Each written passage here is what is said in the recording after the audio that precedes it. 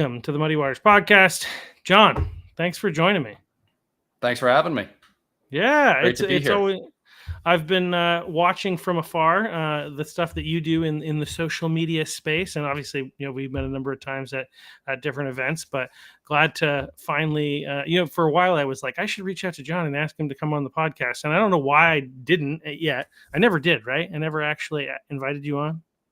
I don't think Directly. so. Yeah, I kept thinking about it, and then I we just never talked did. about it here That's and what it there. was. Yeah. Okay, when we met in person, we talked about it, and then anyway, it never happened for a while. But here we are now. You're here. You've joined the Muddy Waters podcast, which I like to say exists because the mainstream media is not doing their job, and you would agree with this. This is part of why you do some of the stuff that you do. Absolutely. And so, because they've just become a propaganda arm of the left, we need. We need other spaces like this and like things that obviously the Maine Wire is doing in order for people to be able to figure out what the heck is actually happening in our state. Yeah, absolutely. I agree with that 100%. We need more alternative media sources. We need more independent voices. And that's a big part of why I do what I do, Chuck. Yeah. Well, tell us. So one of the things I like to do when I have somebody on, kind of for the first time or whatever is kind of tell us who you are. Like, where do you come from and why are you engaging in politics? And then we'll get into what you're running for. And maybe, I mean, it all blend together, I'm sure, like why you're running in if I'm not mistaken, a relatively blue district. I think that's why I wore my blue hat. I'm just not one. Yeah, I'm running in Senate District 32, which is Biddeford, Arundel, Dayton, Lyman, and Hollis. It has been historically blue, so it's definitely going to be a challenge to try to swing Biddeford our way. But a little bit about myself. My name's John Salamone, of course. I am a fifth-generation Mainer. I'm a Christian. I'm a conservative. I am a soon-to-be father. And I'm also somebody who is deeply frustrated with the current situation that our state is facing. You look around at all these problems. The economy is in rapid decline. Our school systems are failing. The cities are a mess. There's homelessness and drug addiction everywhere. And I really feel like we're losing the state, Chuck, that once safe and prosperous place that I grew up in, it feels like a husk of its former self. And at a fundamental level, that's really why I decided to run, because I'm fed up with the decline. I'm fed up with the mass immigration, the homelessness, the drug addiction, the deindustrialization, the decline in Christianity. And it's clear that we need some major changes in leadership up at the State House. And that's what I intend to provide. Yeah, you're absolutely right. I mean, we have so many problems here as a state. I think I saw a post earlier that was talking about how Maine is in a depression or a recession, I think is the word that it was. It was a map that was showing that primarily a bunch of your blue states have shifted into being, essentially in a recession. So, and you're right. The other thing I appreciate you sharing, because it's one of the things that when I first got into politics, I didn't really talk a lot about, but is the kind of the lack of faith here in particular in Southern Maine, but in Maine in general. Yes. We're a very anti-God culture, and there's also somehow interestingly we've got increasing amounts of crime and other problems, but yeah, I think the importance of as the founders, especially in the wake of everything that Charlie Kirk did and said and was, yes. The realization, I think this is kind of where he was coming to as well. I mean, he was a Christian from the beginning, but I think he was, if you watch his interview with Jordan Peterson, he was talking about like, this is his kind of trajectory started with dealing with economics and, defending capitalism over against socialism. Mm-hmm. As well as like a love for our country and all those things, and then shifted to be a lot dealing with that also, but like the social issues. And then I think more recently they were beginning to shift. The shift had started to the recognition of the reality of we actually need like spiritual renewal and revival in our country, because our Constitution was written for a religious and a moral people, right? And that without that, it doesn't matter how good the Constitution is. If people don't care about the laws, they don't care about this, then it doesn't really matter, right? Your laws, the social contract is only as good as whether or not people will abide by it.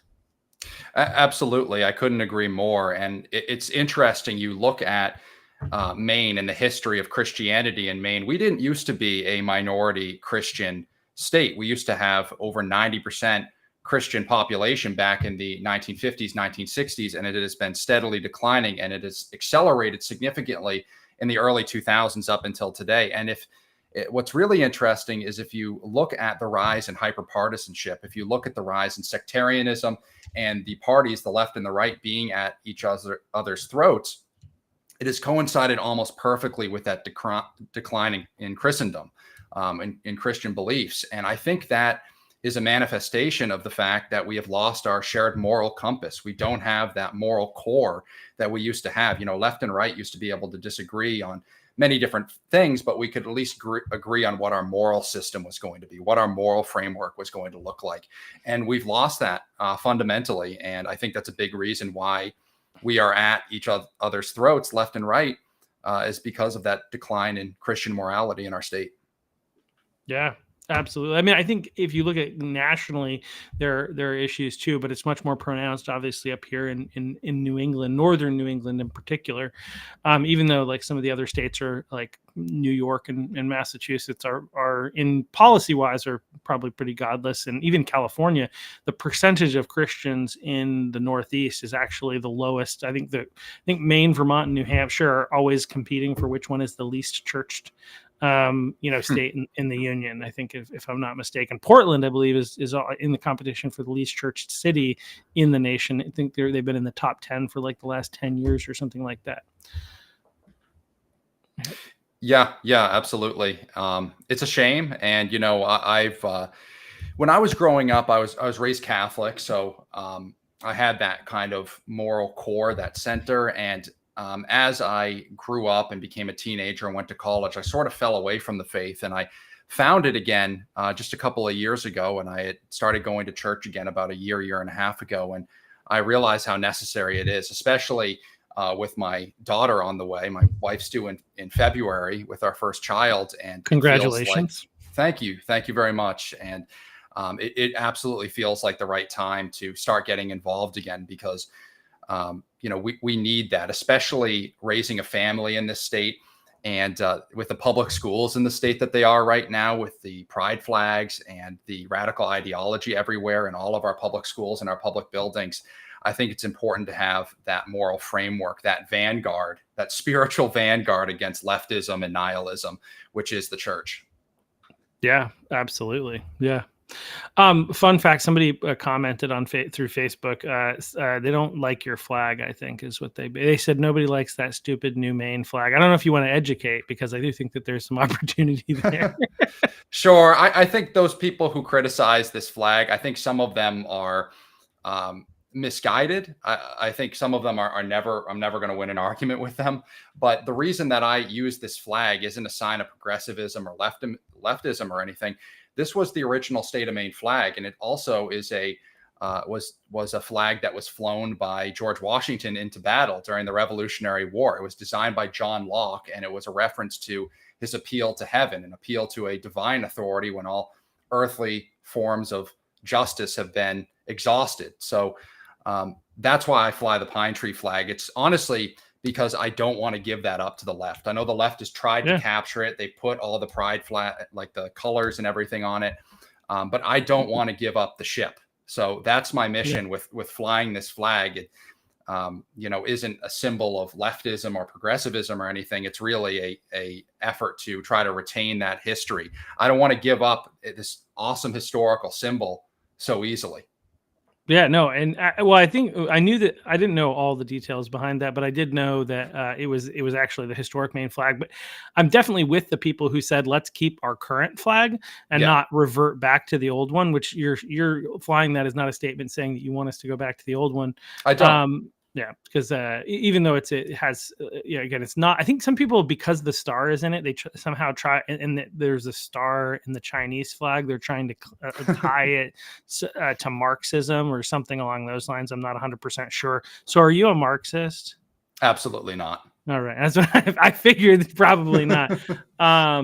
Yeah. So, given where you live, actually, let's talk about like the fun things that have been happening. Obviously, we got ballot issues coming up. Did you see Shanna Bellows' press conference today? I did watch that. Yes. And were you amazed by how much helpful information was presented? Yeah, I mean, she kind of drip fed us a little bit of information, like the fact that it was an Ellsworth office that those ballots were destined to, and they had, I guess, reported it in days prior. So we did get a little bit of information, but I think the verdict's still out. We need to wait for more information to come out to actually um, conclude what direction this is headed. I know a lot of people on the left and the right are trying to spin a narrative right now. But honestly, I just don't think we have enough information to say what exactly happened just yet. Yeah, I mean, regardless, it doesn't look good for our state, like, and No. for the people running our state. That, it is within the realm of possibility that there is a bad player, but like who, and maybe they're not on any side at all. Who knows? We don't. I mean, obviously, that's unlikely that they're not on a side, but either way, this doesn't look good for the Secretary of State who's overseeing elections, and like if they had received less than the number of ballots that they had, that should have been something that, I mean, obviously they would have known that, and they should have been able to make a statement about it as soon as this came to light. They should have been able to quickly come out and say, hey, look, we understand that we've got this process. The fact that they waited so many days and only finally came out with it seems to suggest that they were trying to hide from it, because that, I don't know if you picked up on this. I'm sure you did, but I'm trying to figure out who that conservative Maine blogger is that they're talking about. I She wonder kept who that is. Yeah. referencing this conservative Maine blogger. And I'm like, I don't know, a blogger. What are we talking about? The editor in chief of the largest Maine news organization. I mean, or the largest conservative Maine news organization. Yeah, The that only was the absolutely a only reference to Steve Robinson. Yeah, it's the only real news organization, in my opinion, that actually presents what's actually going on in our state. Like all the other organizations, as I kind of said in the opening, is like they're propaganda arms of the left. I mean, it took them a while to cover this story, and obviously they did it reluctantly, but um, Well, I know this is going to be a little bit unpopular right now, but and I respect a lot of the work that the Maine Wire has done, but I am not necessarily buying the narrative they're pushing on this one, because I think it's very unlikely that Shanna Bellows is sending out unsleeved absentee ballots in the mail randomly via Amazon box. I think that's kind of absurd. I know she's corrupt in other ways, but as of right now, this one looks like it was either truly a shipping and fulfillment error, or there was some type of disgruntled UPS employee who stuck the ballots in random boxes to try to sow division. So, that's what it looks like to me at this time. But, well, I I wouldn't throw too much shade at the Maine Wire. They did note that the box that the Amazon packages came in looked like it had been tampered with. So I think that there's an yeah. insinuation that somebody's done something Mhm. probably untoward, we'll say. Yeah. Yeah. I mean, we'll just have to wait to see what more information comes out, because, as of right now, I think there's very little evidence to say that, Shanna Bellows is sending out absentee ballots everywhere. But, I think the most likely explanation right now is that there was some type of shipping and fulfillment error at the UPS, at the USPS drop off point. Yeah, I think regardless, though, I think, would you agree that it creates more angst and uneasiness with our election process?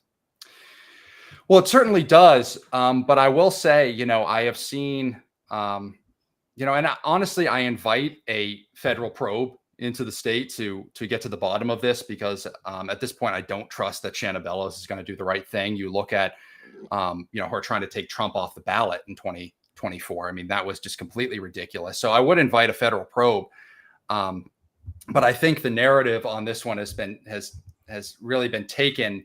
And I see people saying we should go in and seize Shanna Bellows' computers, all her servers, fill the absentee drop-off points with concrete. And, I want voter ID as much as the next guy. I'm the town captain for Hollis. I'm out there putting out signs and advocating for it on social media. But there's something weird going on here, and I can't quite put my finger on it. So I guess we just got to wait for more information to come to light. Yeah, I would say that I'm definitely uncomfortable with the current situation. I fear somehow that it's going to be used against us. For instance, right now it's looking. I mean, again, the fact that people are increasingly uneasy with our voting system, and the lack of the requirement of photo ID, is something that is a concern, which is why I think, it's so important that we pass yes on one. But my fear is that somehow this is a nefarious play by, not necessarily by Bellows, but some people on the left to find a way to pin this on somebody who they call MAGA or something along those lines. That's a fear that I have. Hopefully it's unfounded.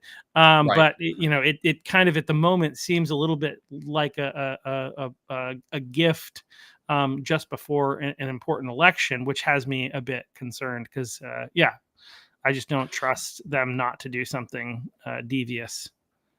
Yeah, it'll be interesting to see. Shanna Bellows insinuated that it was either a UPS or USPS worker who did this, who got the ballot bundles, took out 250 of them and threw them in that Amazon box, which just so happened to go to, I believe it was a Republican in Newborough, a registered Republican voter.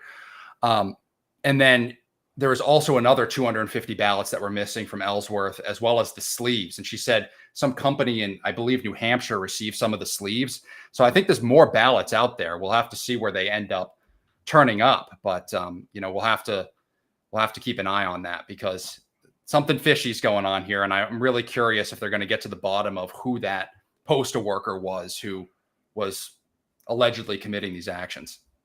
Yeah, no, it would be really great to know. I also noted as I was paying attention that she threw the town of Newborough. Is it Newbury? Newborough. Yep. Newborough. Okay. Under the bus because of the fact that they didn't immediately reach out to the state, which I mean they should have, obviously. Right. But they did. She did mention that. I did notice that. Yeah, and mostly she just described to everybody how the process worked and claims that you have nothing to worry about. There are all these checks and balances, nothing to see here. Which I don't know that. And I know this is a superficial thing, but the tone of voice that Shanna Bellows uses, I just can't stand it. Like her delivery on these speeches, it just sounds so I don't know, elitist. I don't know if you get that sense. Well, she sounds like a kindergarten teacher talking to kindergarten. Yes, that's what it is. Right? Yeah. We are in her kindergarten classroom, and we just need to listen to her because she's obviously right. Anyway, isn't she from Massachusetts originally too? I don't think she was natively from Maine. I think she did the carpetbagger move. I'd have to double check on that one, but I have not looked into that. But there's enough for me to not like about her and her philosophy, as well as how she has been in office. I mean, because even if this isn't something that we can throw at her feet, the reality is there have been so many snafus under her administration, such as the way that she intentionally worded the ballot initiatives to make it seem like they were different than they are. Both question 1 and question 2. Yes. Keeping Trump off the ballot. I mean, there are a slew of things that she's done over time. Oh, I think my least favorite of the things that she's done actually has nothing to do with policy. It's her telling bad jokes of jump in the Gulf of Maine. It's cringe. Yeah. It's just no good. But obviously withholding that information, not investigating why, all the non-citizens that are voting in our elections, and admitting that it's happening but still doing nothing about it. There's just so many things that she's done that have been unbecoming of the position of Secretary of State, and now she's running, overseeing elections while being on the ballot, which is obviously a major ethical concern. Yeah. I mean, there have been other Republican governors in other states that have done that too. I forget the names of them, but there's a few prominent GOP governors that have been Secretary of State of their respective states and have run for governor. So it's not completely unfounded that she's doing that, but with all the scandals and controversy surrounding her, I think it's a exceptional case with Shanna Bellows. Yeah. And let's say I don't think the Republicans should have done it either. If they're going to run for secretary, they should not. There should be a very clear, maybe they don't necessarily, we'll just say this, maybe they don't necessarily have to resign their positions in order to be able to run, but they have to demonstrate a clear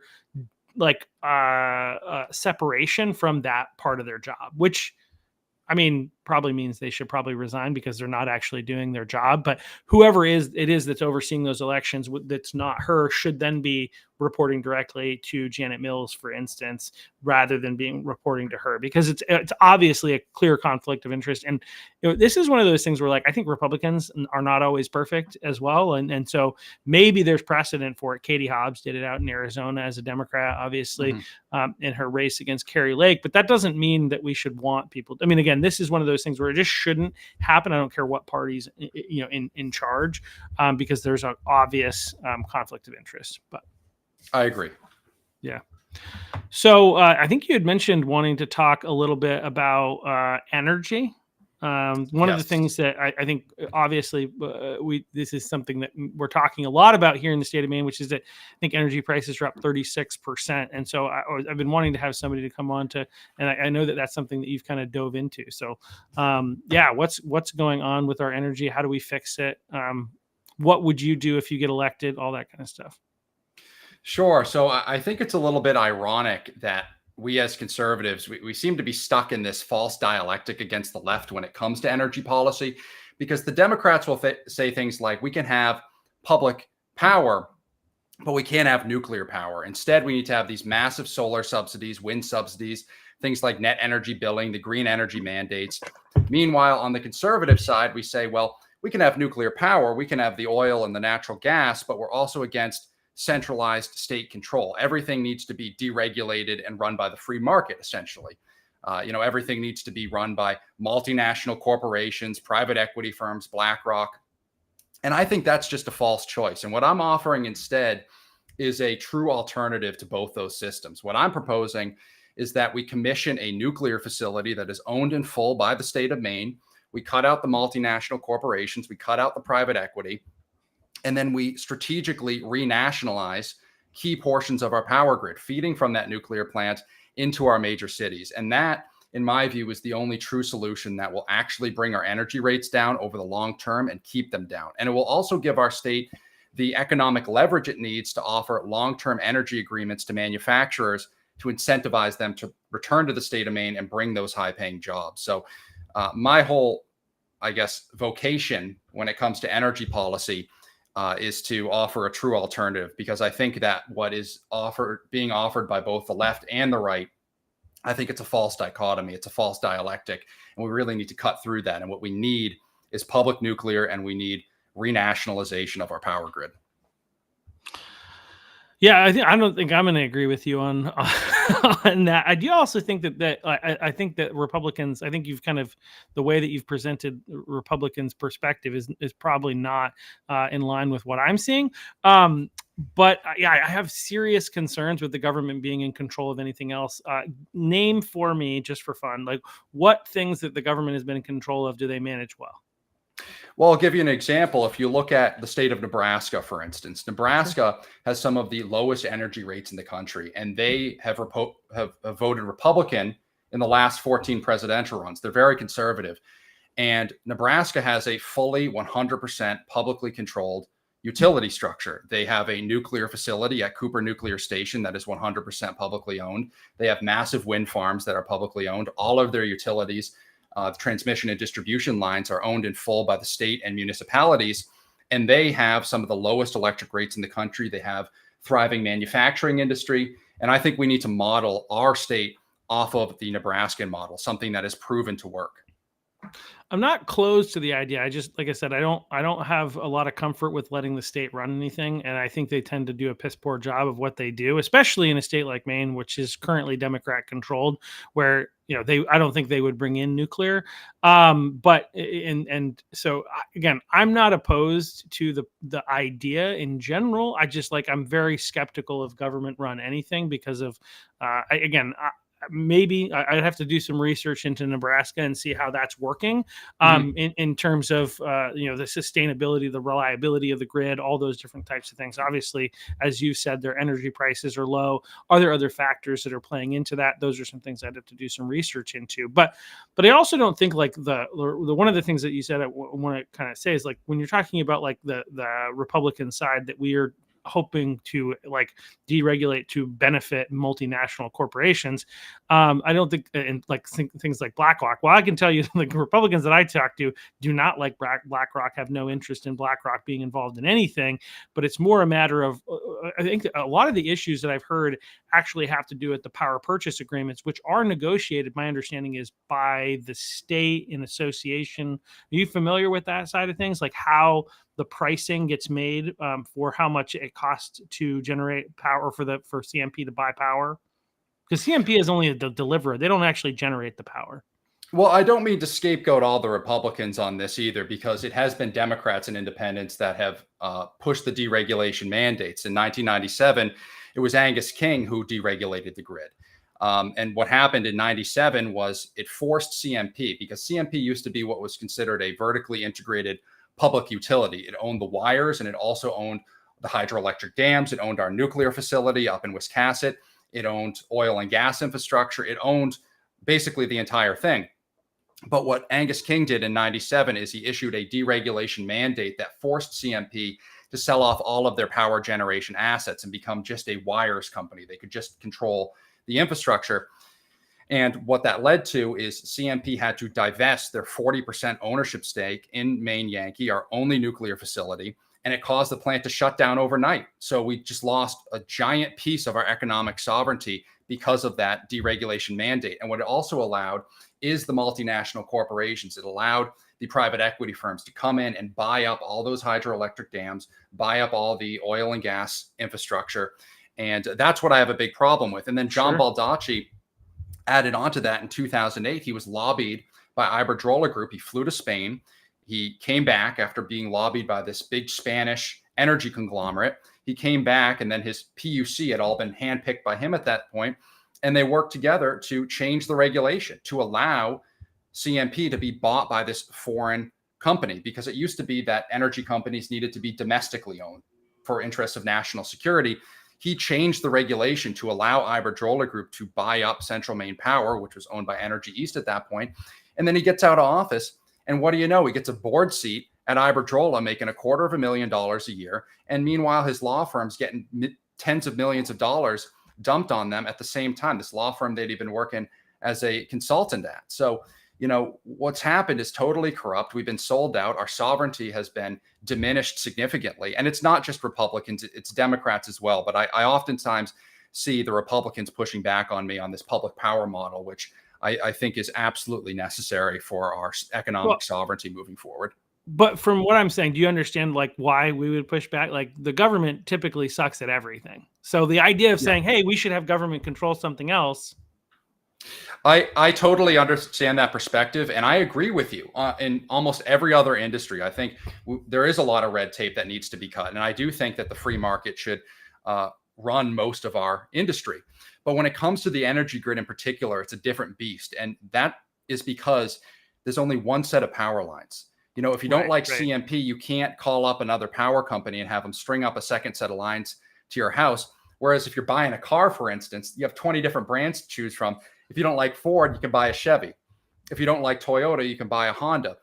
Well, if you don't like CMP and you're living in Maine, well, too bad. You're stuck with them. So it's a forced monopoly. It is a natural monopoly. There's never going to be any competition because there's only one set of power lines. And because of that, Chuck, it needs to be regulated differently than our other industries. It needs to be regulated in the public interest. That's my argument. Yeah, I mean, I definitely. So I shouldn't say definitely. So I've been having some conversations offline with somebody who I hope to bring on the podcast at some point. So I've been kind of getting myself more educated in the energy sector, and I think that like one of the definite problems that I've learned along the way is, generally speaking, I think it's right to deregulate. But when it came to the energy district, like, so deregulation, the idea behind it, right, is that we're freeing it up. The free market can take control. But what they called deregulation was really breaking up a power company, because it wasn't deregulating. It was saying CMP can't own this stuff, which is not, in my opinion, that's not deregulation. Actually, that's a form of regulation. You're forcing a company that produces power to sell off some of its assets. And again, what did it do? Well, it eliminated a source of power. And when we're talking about right now, conservatives talk a lot about the fact that we need nuclear. Nuclear is one of the ways. Now, nuclear takes time, unfortunately. Like it's a best case scenario, 6 to 8 years out there before any of these, if we do build them, assuming we get a Republican governor, assuming the legislature gets on board for it, even with all of that, we're still talking like 6, 8 years before that thing's up and running. And this quote unquote deregulation eliminated a very, very powerful source of less expensive energy, especially than we're paying for now. And so it's kind of interesting that I was like, because like generally speaking, again, regulation typically gets in the way of industry, and makes it harder to do business. So you get less investment, which is bad for the economy. But when it comes to energy, what they called deregulation is not really, doesn't seem to me to be actual deregulation. It seems like it was a form of regulation that harmed the grid, as you said. Well, I would disagree with you a little bit on that perspective, because what it actually did was CMP was the centralized energy company. And as I mentioned, it was considered a vertically integrated public utility. It was heavily regulated because, it's one central location that you can regulate. It's one company versus all these different various companies in competition with one another. So it was much easier to regulate a single company owning all the infrastructure rather than owning several different companies. So I would push back on that a little bit. I would say that this deregulation mandate was absolutely deregulation, and it was harmful. It has proved to be incredibly harmful to our economy. We've been deindustrialized. We don't have basically any manufacturing anymore. So I would say we need smart regulation when it comes to our energy grid. I don't agree that we should deregulate everything and have it run by, the free market. Look at New Hampshire. New Hampshire's trying that, and they have some of the highest electric rates in the country. They have a giant nuclear facility in Seabrook, New Hampshire, Seabrook Nuclear Station. They have a totally deregulated electric grid, and they still have some of the highest electric rates in the country. You know why? Because that nuclear facility in New Hampshire, it doesn't prioritize the New Hampshire people. It sells into ISO New England at 5 times the operational cost. And meanwhile, that's dispersed. I mean, Maine buys some. The other states in New England buy some, but it doesn't disproportionately benefit the people of New Hampshire. And that's what I want for our nuclear plant. I want it to be state owned. So that way we can cut out ISO New England as the middleman. We don't need to sell wholesale. We can sell it directly into the main grid at cost to drive down residential rates and also give our state the leverage it needs to reindustrialize, to offer long-term energy agreements to those manufacturing firms. I just want to be clear about what I'm saying too. Is like when we talk about deregulation in general, Mhm. I'm saying not in energy. I'm saying aside from energy. One of the things I've learned is in the energy sector is an area where I'm not I'm learning as I get to know the industry better. I don't think that Mhm. that's something that makes sense. I do think forcing a company to divest their assets is anyway. That's where I'm saying like that part seems to be like a bit of regulation. That's where, but Fair regardless, perspective. Yep. yeah. So regardless of that, like I think so. This leads to another question. So if we should like when it comes to like how I can get internet at my house, right? There are also very very few options, and some people have suggested that we should have that also be controlled by the state. Well, that's an interesting question. I mean, if you look at the internet service providers in Maine, we spent, or the federal government spent billions of dollars to have them lay fiber optic lines throughout the state, but then didn't require them to lay the last mile fiber. So there's still giant parts of the state that have the fiber optic lines running on telephone pole to telephone pole, but then the ISPs, they have no incentive to lay that last mile fiber and actually offer those services to the residential areas. So, I do think that I don't think that we should have a nationalized, internet infrastructure, but I think that's another area where there should be smart economic regulations to protect consumers. Yeah.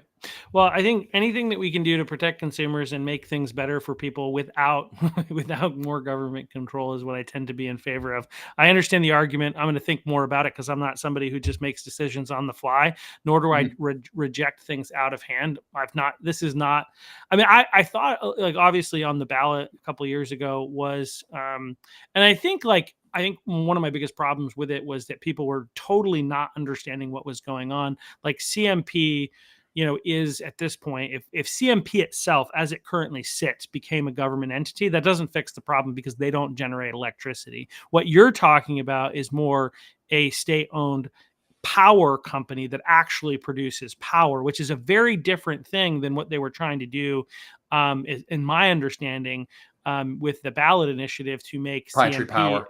Mhm. Pine Tree Power, trying to make that a state-owned entity. And there are also other complications with that. Like, okay, so even with your plan, right? So what happens? How do we get those assets? Do we just steal them from the current company that owns them, or do we have to buy them, and at what cost?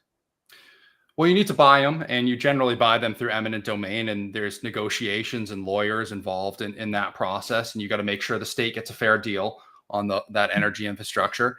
Um, but when it comes to the nuclear plant, or when it comes to Pine Tree Power, like you mentioned, a lot of people accuse me of being in favor of Pine Tree Power. I think Pine Tree Power put the cart before the horse, because what Pine Tree Power did is it said we're going to renationalize the entire power grid overnight, and then it also included all this Green New Deal stuff with solar power and wind, and I don't believe in any of that.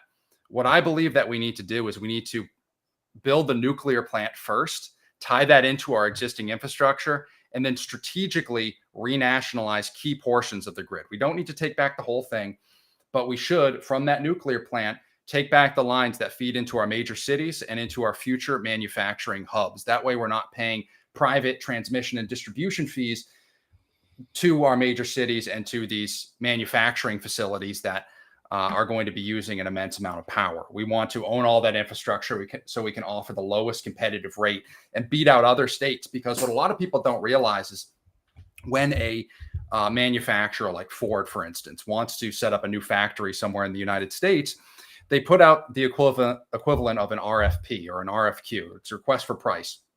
And they look at each state, they say, who can offer us the lowest taxes? Who can offer us the least regulatory environment? And then they also look at, most significantly, who can offer us the lowest power rate. And right now, Ohio, Indiana, Nebraska have got us beat tenfold. If in Maine right now, we drop all of our corporate tax rate, if we deregulate everything, manufacturers still aren't going to come here because our energy costs are 3 times higher than they are other places in the country. So we need to be competitive.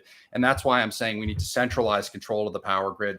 We need to build that nuclear plant. That will be the crown jewel of our economic sovereignty, Chuck. That's the vision that I have for the state, is to take back our economic sovereignty, reindustrialize, and bring down energy rates. Yeah, well, I mean, look, you're not going to get an argument for me that we need to address the energy problem. Again, we're one of the most expensive places to generate energy in the country, and our rates have been increasing and increasing, increasing. And obviously, solar and wind are not the answer. Especially like it's really interesting. One of the things that gets leveled against the conservatives is that we don't care about the environment, which is not true. But we also just happen to at the same time care about the people, Yeah. and like we're not going to sacrifice people to at the we're not going to lay people at the altar of the environment, and especially in a way that doesn't make sense, right? So like the problem with all those forms of energy and generation is that they're not cost effective, especially in the here and now. Will solar eventually become better? Probably, maybe. Mhm. I mean, technology will obviously improve, and will eventually, I think, get to a point where that can be a much better addition to the grid. But one of the things that we talk a lot about when I've had a lot of conversations around this with some people is that like wind and solar are not reliable, Right. right? A cloud comes, it's not, the wind is not blowing, right? And then you get both of those things at the same time, and you have no power through these quote unquote clean energy initiatives. And that's where something like, that's where nuclear, as you kind of rightly assert, is one of the solutions that helps us move forward. Is part of is the solution. It's still a form of clean energy. It's one of the cleanest forms of energy, especially when you're looking at regular, consistent power generation. But it's still clean energy, and we need to, again, think about the people of Maine, not just the environment of Maine. I think we do need to think and care about the environment, but I think human life is valuable. I think yeah. Anyway, thoughts Yeah, and on that? that's why nuclear is so important, because it is a clean form of energy. It doesn't release all these toxins into the environment.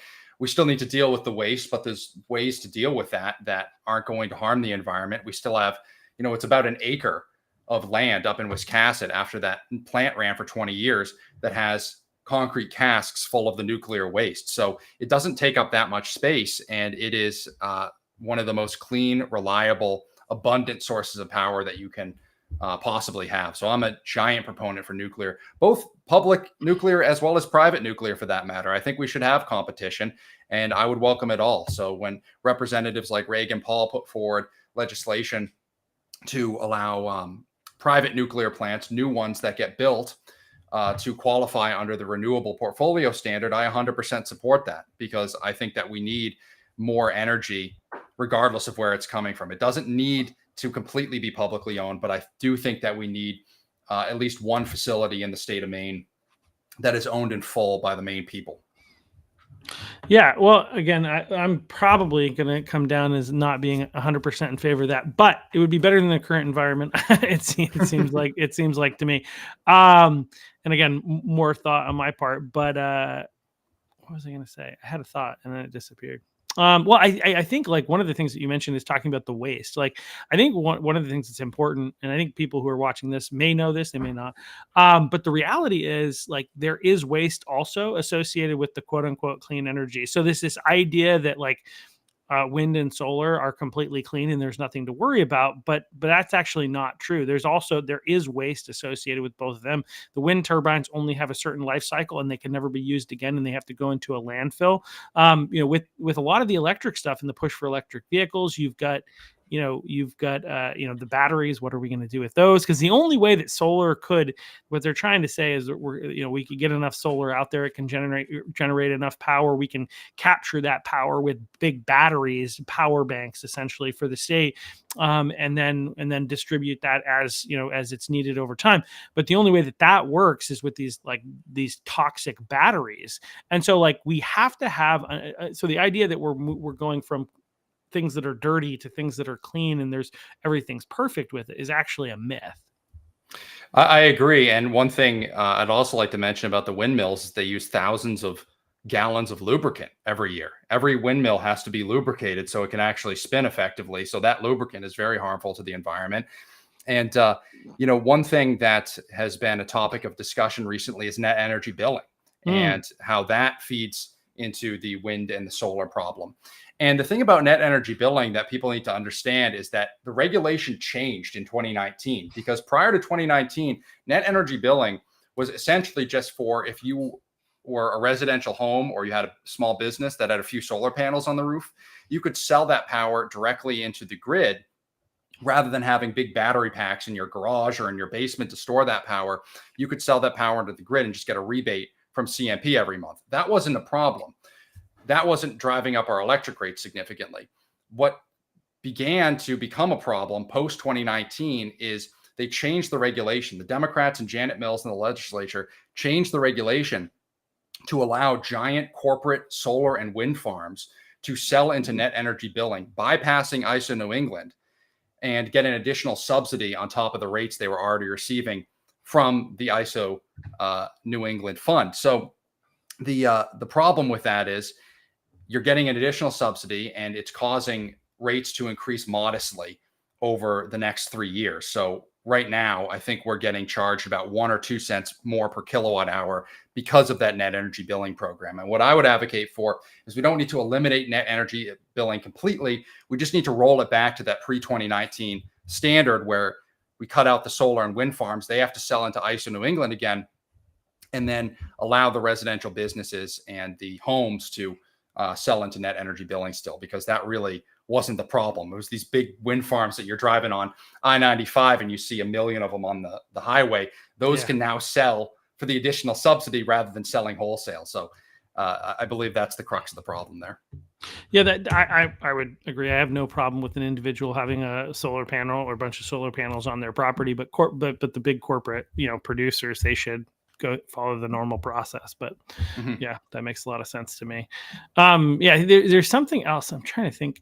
Like one of the things that we get charged for is also the distribution, right? And I think they're the distribution and the lines that have to exist in order for the power to come to them or come from them when they're doing the net energy billing. They're avoiding that cost associated with that, I believe. And yet the solar farms are actually causing CMP to have to spend a lot of money to upgrade its infrastructure to be able to handle all the new power generation sources. And so Mhm. they're actually costing CMP a bunch of money and therefore driving up our rates there, but also not having to pay for that cost. Instead, it's being driven back on the normal ratepayer rather than that. If that makes any sense. If you could It does. follow what I Yeah. just said there. I did. Yeah, no, that Yeah. makes a lot of sense. I wasn't even aware that the infrastructure upgrades were being required or passed on to the consumer rather than the corporation, the solar farm Yeah. company having to pay for that out of pocket. Yeah, I mean, I don't know if about necessarily the lines that go exactly to where they are, but because of all these new forms of generation, is my understanding that they're having to upgrade significant portions of the grid that they wouldn't otherwise have had to upgrade, and that's leading to additional costs. Specifically, I think everybody's bill is going to go up like 25 or $35 a month this year, and then continue to go up like $5 a year the next 3 years, and then 10 the next, in order to cover these additional costs. Is the way that I understand it, based on a bill that I got recently. So very They haven't been excited cheap about that. lately. I'll say that much. They have not been cheap over the No, summer with the ACs going and everything. I mean, it's hundreds of dollars a month. So yeah, yeah. So obviously, energy is a huge issue for you. It's one of the biggest things. I think when it comes to the election next year, economics is probably going to be the main driver that that kind of sways the election. And so obviously that's a huge issue. But what are the other issues? You've mentioned faith, another thing. But what are the other main issues that you are concerned about and are planning to work on, assuming you're able to get elected?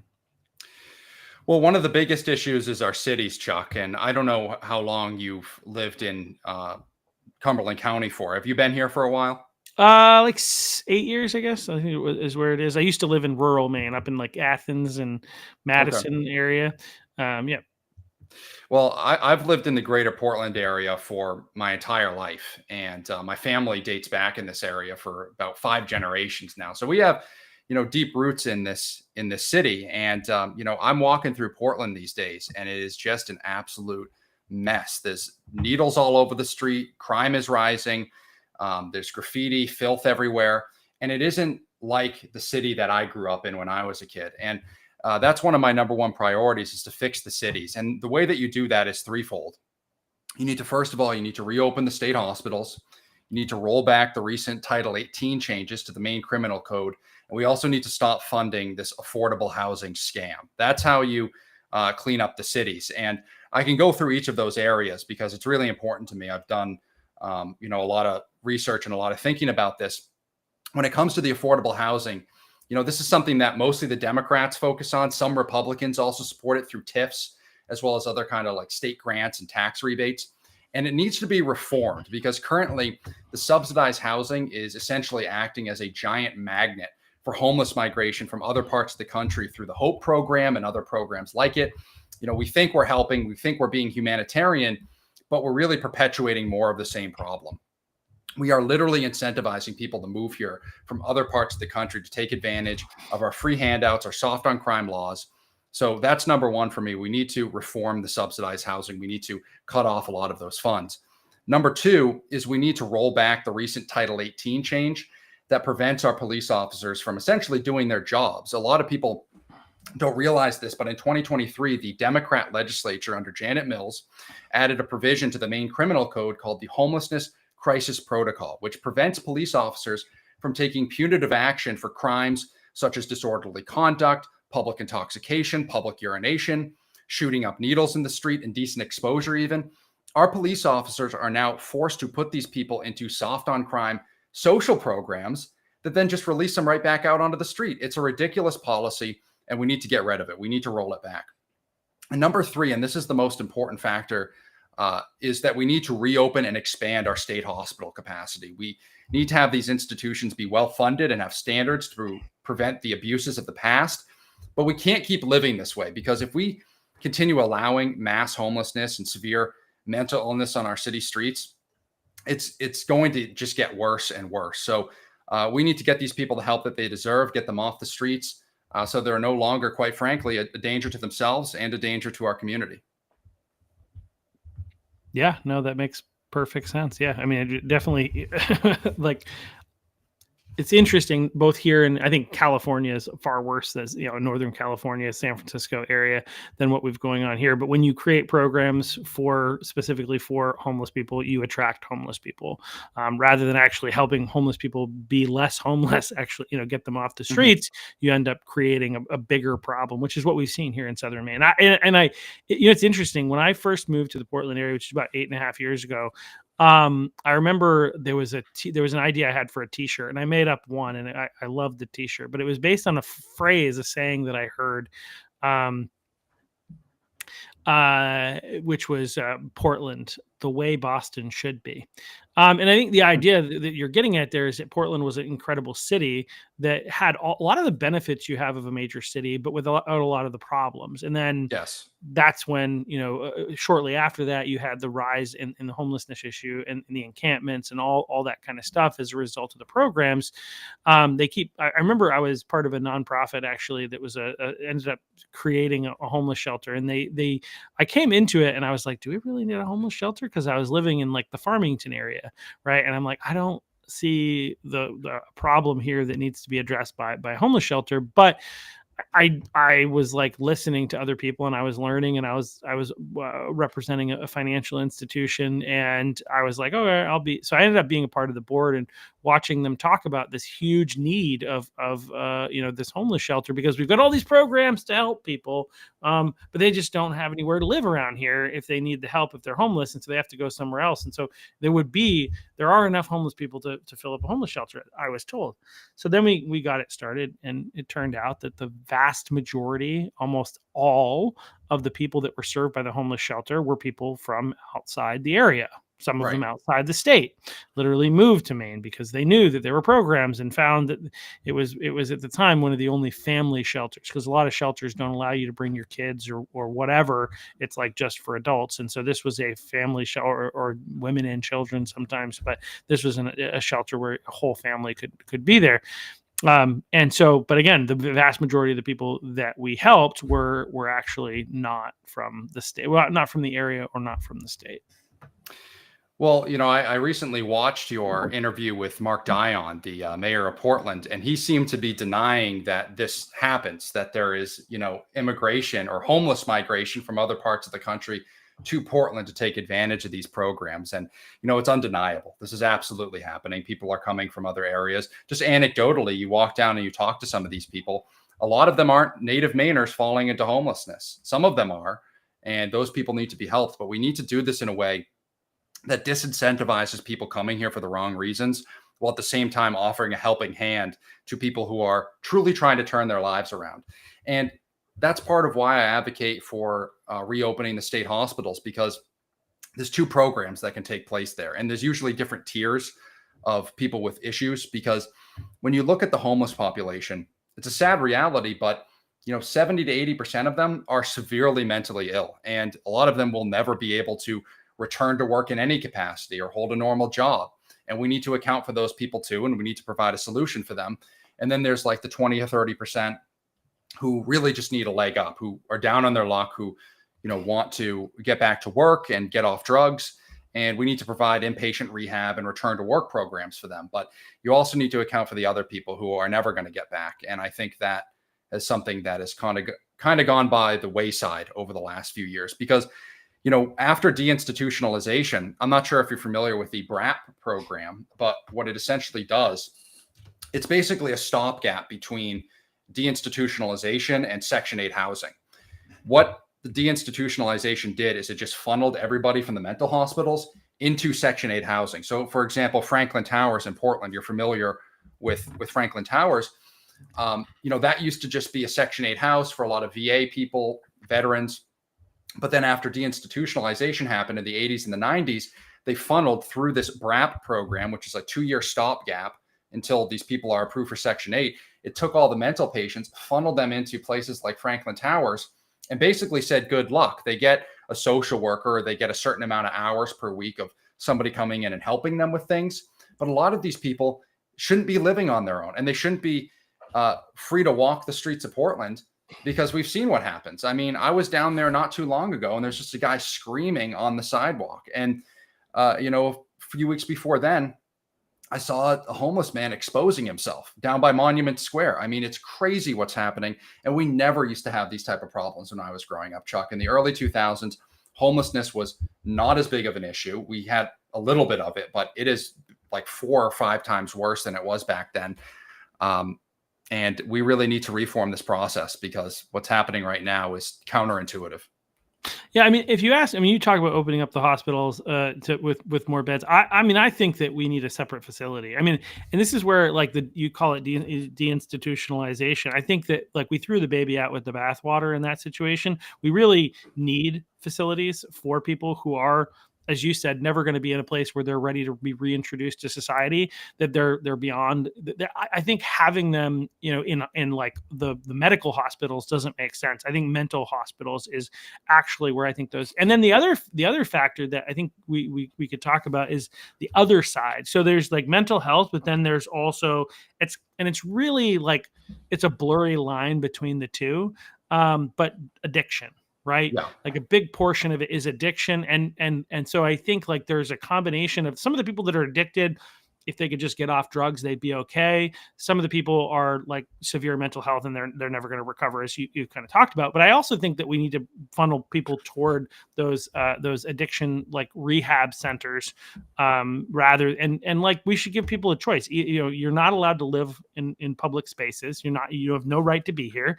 Therefore, here are your options: jail, mental health facility, or rehab. Those are your options. But I agree. And when I say state hospital, I mean a mental health institution. Yeah. It's kind of a euphemism for insane asylum, mental institution, you name it. But that's what I mean. We need to put these people in.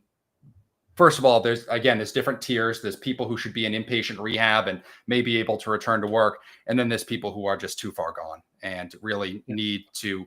We should treat them humanely. They, should have a roof over their head, and they should have food to eat and be treated well. But they shouldn't be around the general public.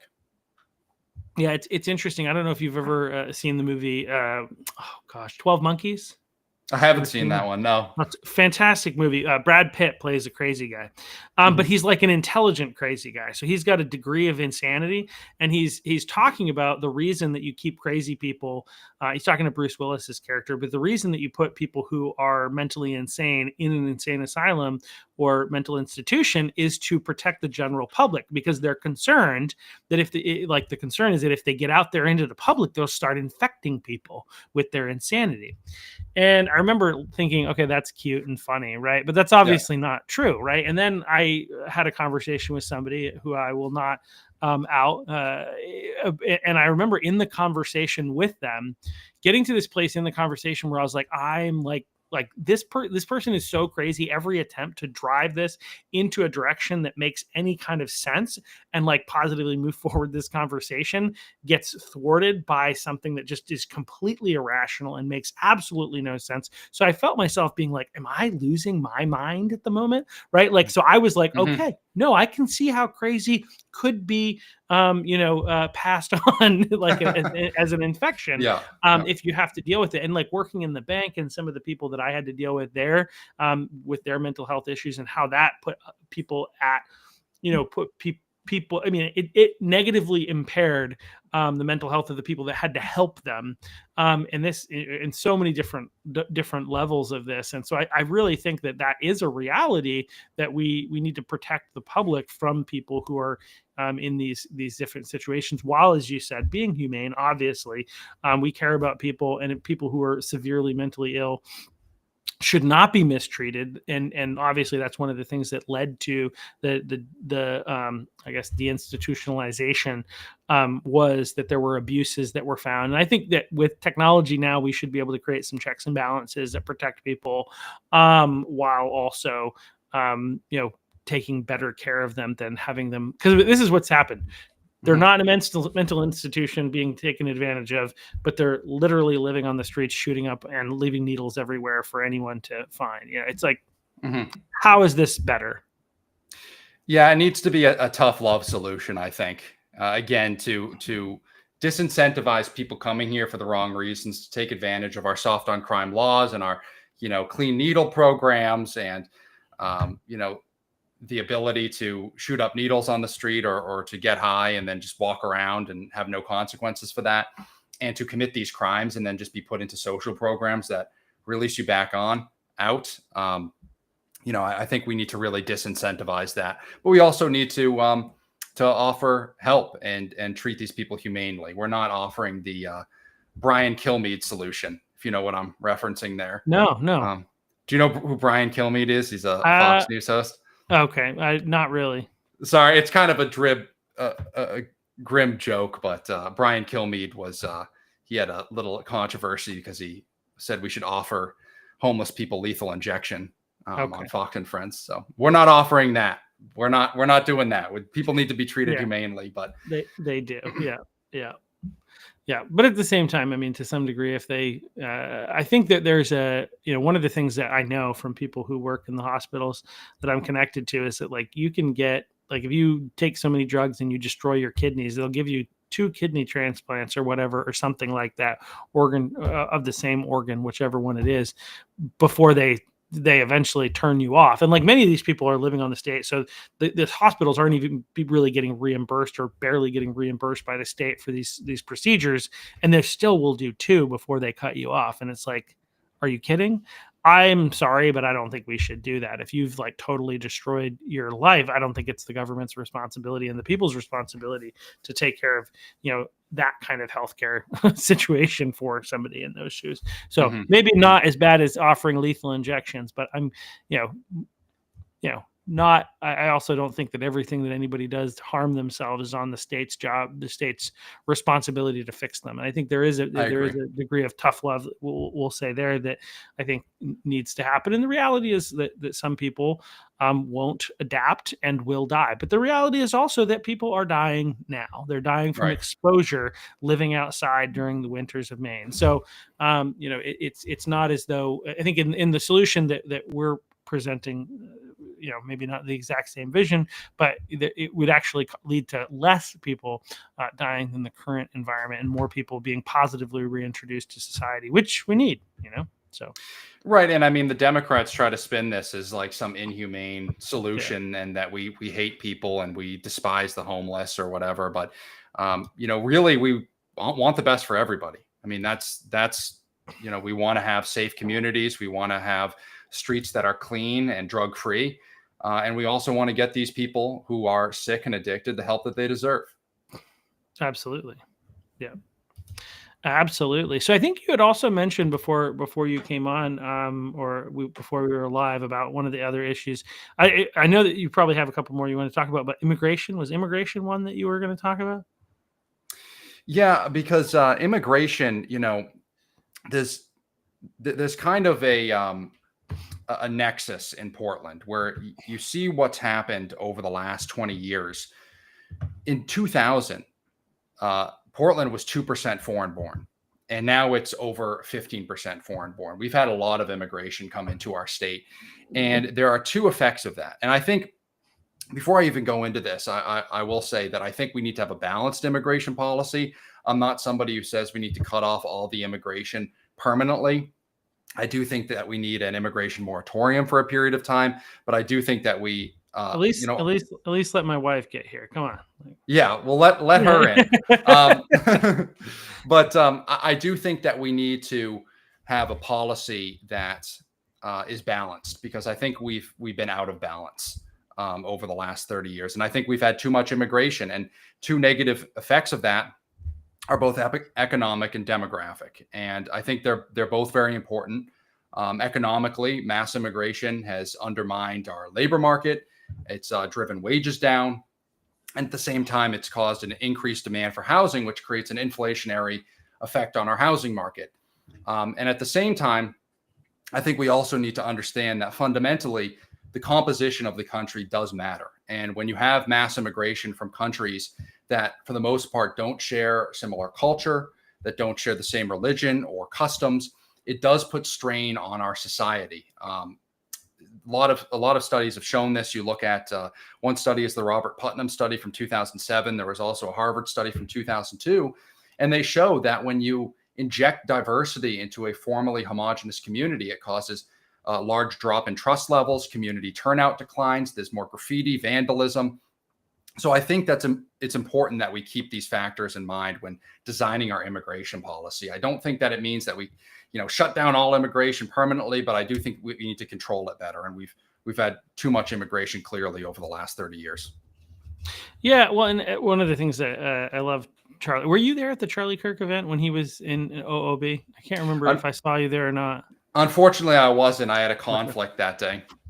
Yeah. So one of the things, obviously, Charlie said, and he didn't just say it here, but immigration without assimilation is an invasion, right? Yes. And like I think the other factor, like you're saying, is that like the speed of the immigration makes it more challenging for people to be able to, for people, I think, to be forced to assimilate. Like if you Mhm. have 50% of the population all of a sudden be foreign born, then they don't have to assimilate because they all, especially if they all come from the same place, which is unlikely. But the point being is like there's a significant number of, because of the percentage of newer people that have come to this country, it takes time for them to be able to figure out the country, assimilate. There's like a practical reality to, even if we need people to come to our country, even if we need immigration, and we do in part because we're not prioritizing growing our own families, and so we're importing people in order to not lower our population, is part of what's going on.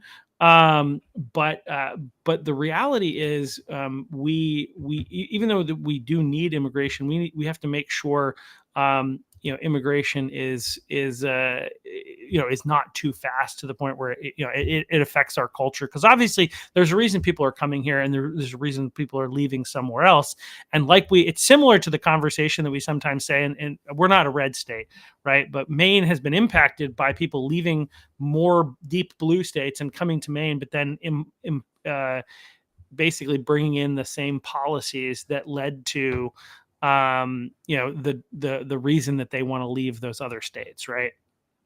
Well, absolutely. And it also directly relates to the condition of our school systems. The Portland public school system, for instance, is really under tremendous stress right now. And it's a difficult conversation to have. But the primary reason for the decline in our education rates overall has been that mass immigration into Portland. And I think, again, it's important to say this isn't meant to demonize anybody. It isn't meant to demonize immigrants. They're usually good people coming here to start a better life. But we need to be truthful about the situation. We need to be honest, because, again, Portland went from a city that in the 1990s was 2% foreign born to almost 15% foreign born today. That is a massive demographic shifts. And anybody who works in the Portland public school system right now will tell you that the schools are totally overwhelmed with immigrants. You have refugees coming here from war-torn countries, people who don't speak English, who don't assimilate easily, children with severe trauma.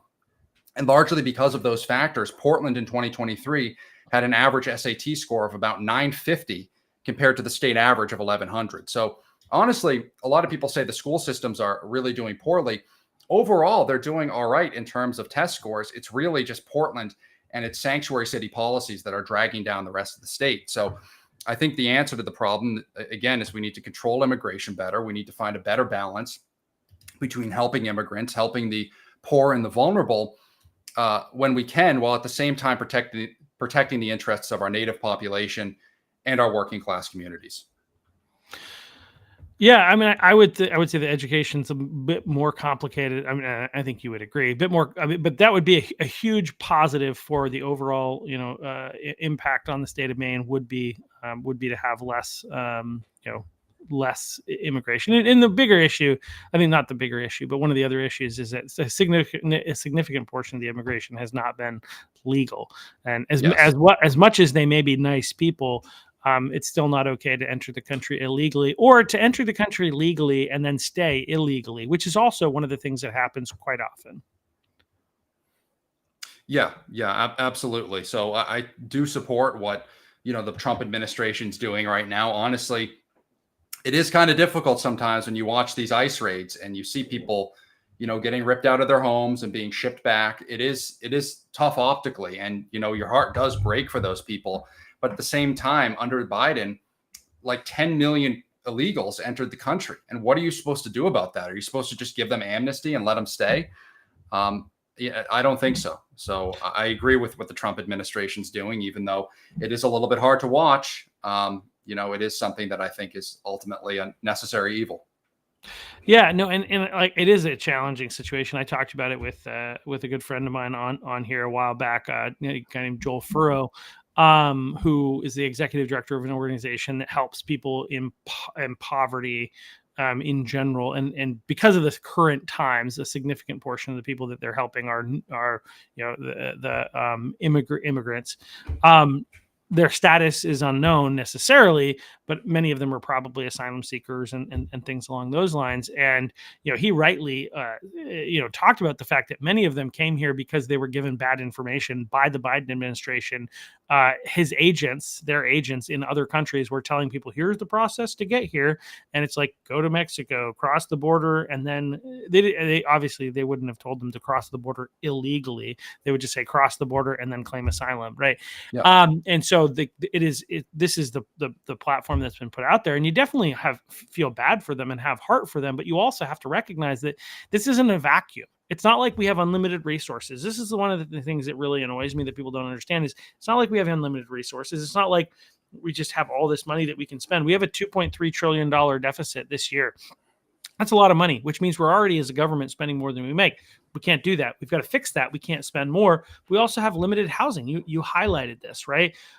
Leading into this year, I understand that there's somewhere around 2 million people that have either been deported or self-deported or just left the country since Trump became president. Okay, but we had when he started, we were 5.5 million housing units shy of where we needed to be as a nation. To house the current people that are here, right? The problem is we have limited resources, and we need to we need to understand that in how we allow, how much immigration we allow, and how many people we allow to stay, and all that kind of stuff. Yeah, I absolutely agree. Nice. Well, were there any other issues that you were planning, that you're running on, that you really wanted to talk about, or anything else that you kind of want to share? We've been going for a little over an hour here, so probably getting ready to wrap up. But it's been a great conversation. Yeah, It's been a great conversation, Chuck, and I do need to head off. I got to get to the RSU 21 school board meeting here in a minute, but I really appreciate your time. The one other thing that I'll say about my platform, and one thing that I'm running on, is that I believe that and you actually mentioned this with the birth rate crisis that we have. I believe that we need to defund Planned Parenthood. That's one of my number one priorities getting into the state legislature, is we need to defund this institution, if not entirely oust them from operating within the state of Maine, because we are on the verge of total population collapse right now. Our birth rate is like 1.2, 1.3 and falling rapidly. If we don't turn things around within 2 or 3 generations, our population, the native born population here, is going to be about an eighth of what it currently is today. So we need to turn things around. And I think, this is a hard time. And I think we need to take drastic measures to fix this problem. And I think Planned Parenthood, not only morally and ethically as a Christian do I have disagreements with them, but just practically, they're pushing radical feminism, they're pushing transgenderism, they're pushing abortion. And meanwhile, our state's abortion all the way up until birth, let's remind. All the way up until birth. My opponent, Henry Ingwerson, was the co-sponsor of the bill that allowed that to happen, by the way, where Wow. he changed the regulation so that way the life of the mother wouldn't need to be at risk anymore. The doctor could do it for basically any reason whatsoever. So we need to roll that back significantly. So that's one thing that I absolutely intend on doing while in office, is taking on Planned Parenthood and doing everything I possibly can to defund them and oust them from our state. I like it. All right, let's get you in there then. Well, if people want to know more information about you, how can they find you? So they can go to my website at salamoneforsenate.org. That's also on my Twitter profile, which is x.com/John M. Salamone. And it's Salamone with a 4. So Salamone for the number 4, Senate.org. All right. Well, thanks once again for coming on. I appreciate it. Thanks for being willing to jump into the fray and run for office. It's not an easy thing to do, especially as a conservative, especially in Southern Maine, and especially in these days as a Christian, which, what is it? Hillary Clinton said that one of the biggest, I don't know what the exact language she put, but she was basically saying that these white Christian men are a real big concern. And it's like, I don't know, it was the white Christian man that got shot. So I assassinated. I think it's other people that we should be more concerned with, unless we don't like the truth, Hillary. But all right. Well, anyway, we'll see you all back here probably on some other day this week. I can't remember when my next podcast is. I believe it's a Wednesday, maybe with Laurel Libby at 12:30. So we'll hopefully see you back here then. Thanks so much, John. Thanks for the conversation.